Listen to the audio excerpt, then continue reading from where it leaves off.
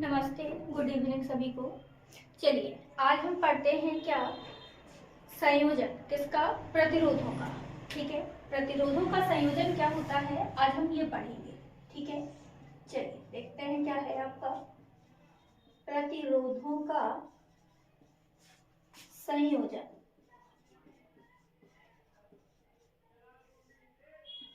ठीक है, combination of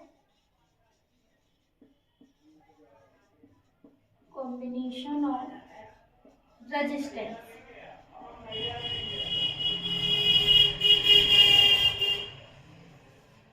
ठीक है, तो जो आपका प्रतिरोधों का संयोजन होता है ये दो प्रकार का होता है। ठीक है, हम किसी भी आपका जो सर्किट होता है, परपथ होता है, इसमें हम प्रतिरोधों को, रेजिस्टेंस को हम टू कॉम्बिनेशन में ऐड करते हैं। या तो हम इन्हें कौन कौन से कॉम्बिनेशन में, पहला कॉम्बिनेशन है आपका श्रेणी क्रम संयोजन, जिसको हम इंग्लिश में क्या कहते हैं, सीरीज कॉम्बिनेशन। ठीक है, क्या कहते हैं, सीरीज कॉम्बिनेशन। ठीक है, और दूसरा संयोजन होता है आपका समांतर क्रम संयोजन। समांतर क्रम संयोजन, इसको इंग्लिश में क्या कहते हैं, पैरेलल कॉम्बिनेशन। ठीक है, तो आपका ये दो प्रकार का संयोजन होता है। किसी किसी सर्किट में, परपथ में आपका सीरीज एंड पैरेलल दोनों कॉम्बिनेशन होते हैं। किसी किसी में सीरीज भर होता है, किसी किसी में आपका पैरेलल भी होता है। ठीक है, समझते क्या है आपका series combination and parallel combination क्या है। ठीक है, तो सबसे पहले हम आते हैं किसमें, सीरीज कॉम्बिनेशन में। भाई हमारा सीरीज कॉम्बिनेशन होता क्या है कि अगर हमारे जितने भी रेजिस्टेंस दिए गए हैं, ठीक है, जितने भी आपके रेजिस्टेंस हैं, दो हैं, कम से कम कितने होने चाहिए, टू होने चाहिए। हम सिंगल रेजिस्टेंस है तो हम ये नहीं बता पाएंगे वो सीरीज में है या आपका पैरेलल में है। तो कम से कम हमारे कितने होने चाहिए, अगर टू रेजिस्टेंस है या टू से अधिक भी है तो आपका क्या होना चाहिए कि अगर वो रेजिस्टेंस, ठीक है, एक ही लाइन में आ रहे हैं। ठीक है, एक ही लाइन का मतलब है कि यदि हम किसी भी सर्किट डायग्राम को ओपन करें, खोलें, तो वो आपके रेजिस्टेंस एक ही सीध में आने चाहिए। वो आपका कॉम्बिनेशन कौन सा कहलाता है, सीरीज कॉम्बिनेशन कहलाता है। या हम इसको ऐसे भी समझ लें, हमने यहाँ पे क्या कर लिया, मान लिया कि हमने यहाँ पे तीन रेजिस्टेंस ले लिए।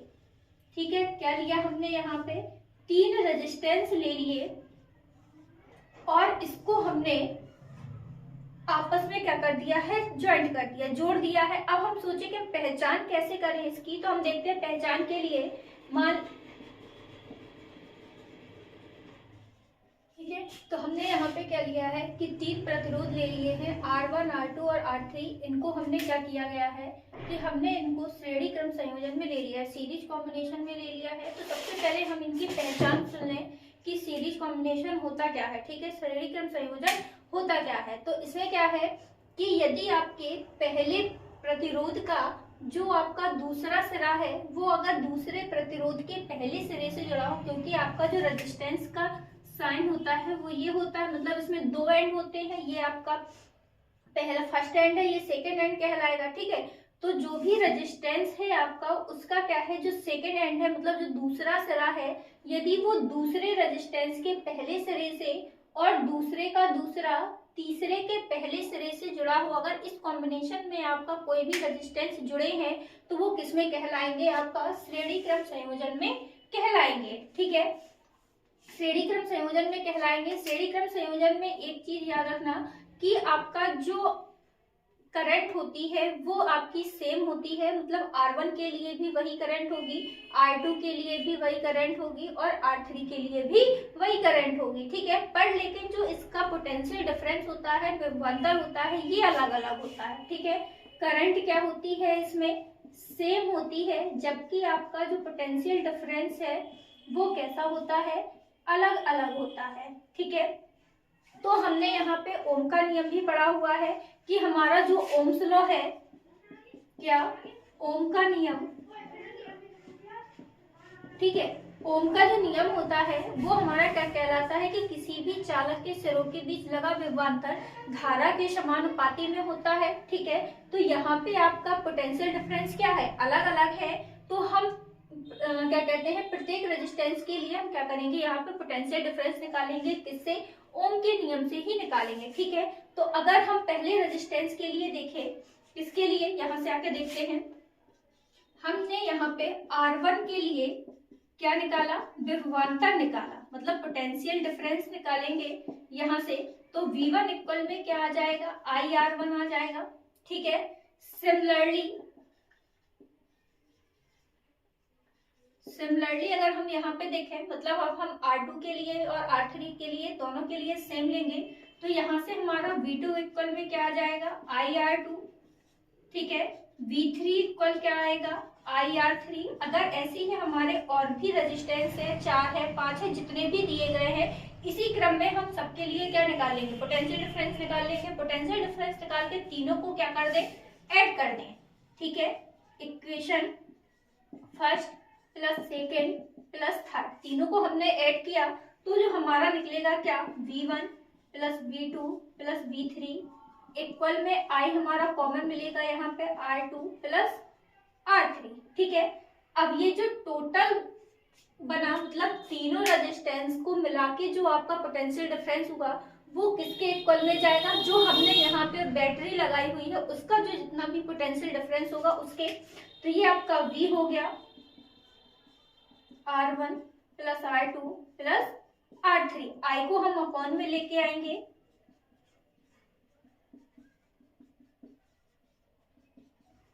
ठीक है, ये हो गया। अब V अपॉन I क्या होता है, R होता है।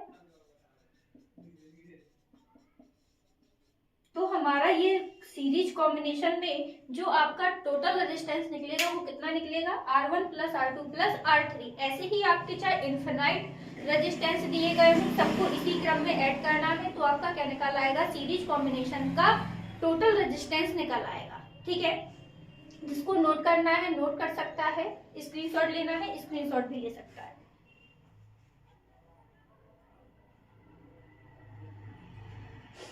कर लीजिए जिसको जो भी करना है। याद रखिएगा ये टॉपिक एक ऐसा है जो आपको क्लास 10th क्लास 12th दोनों में ही मिलेगा, और बहुत ही इंपॉर्टेंट क्वेश्चन टॉपिक भी है ये, पेपर में काफी बार इससे क्वेश्चन पूछ लिए जाते हैं। चलिए अब आगे आते हैं, हम देखते हैं पैरेलल कॉम्बिनेशन क्या होता है। ठीक है, क्या है, पैरेलल कॉम्बिनेशन। ठीक है, पैरेलल कॉम्बिनेशन में देखें, इसमें भी हम क्या करेंगे, तीन रेजिस्टेंस को लेके ही करेंगे।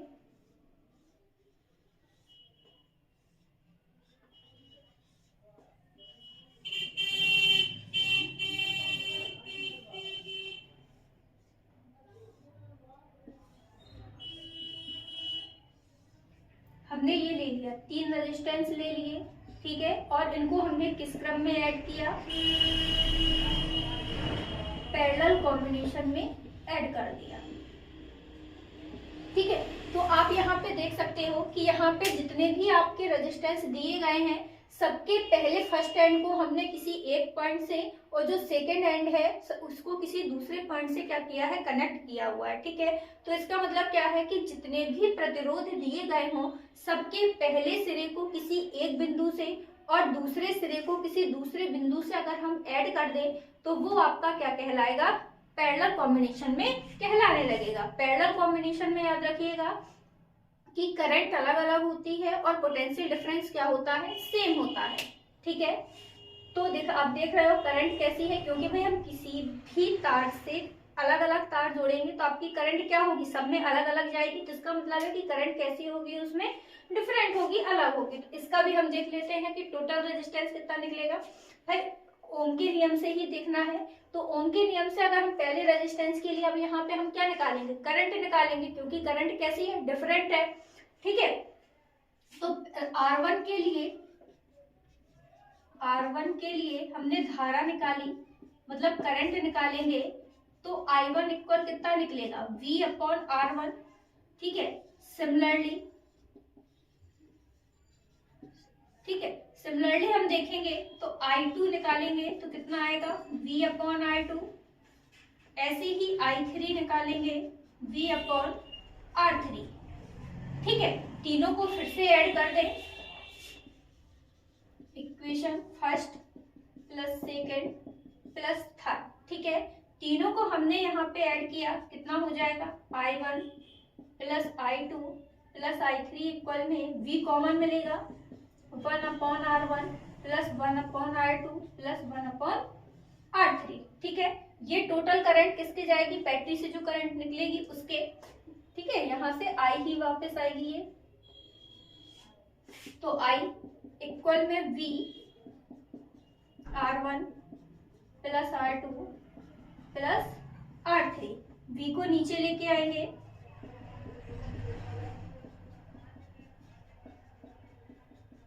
तो ये आपका क्या बन जाएगा 1 अपॉन R।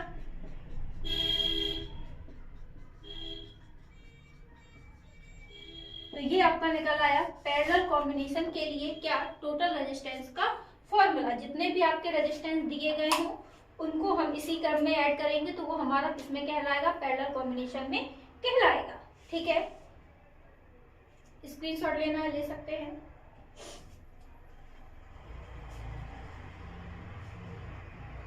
बहुत ही इम्पोर्टेंट टॉपिक है ये, खास तौर से क्लास 10th के लिए तो बहुत ही ज्यादा है। इसमें तो ये मान के चलिए 100% इससे क्वेश्चन आना ही आना है आपका। ठीक है, 12th का भी इम्पोर्टेंट टॉपिक ही है ये, उससे भी काफी न्यूमेरिकल आ जाते हैं, पूछ लेते हैं। चलिए ठीक है, तो अगर आपको समझ में आया हो तो please like share and subscribe जरूर कर दें। धन्यवाद।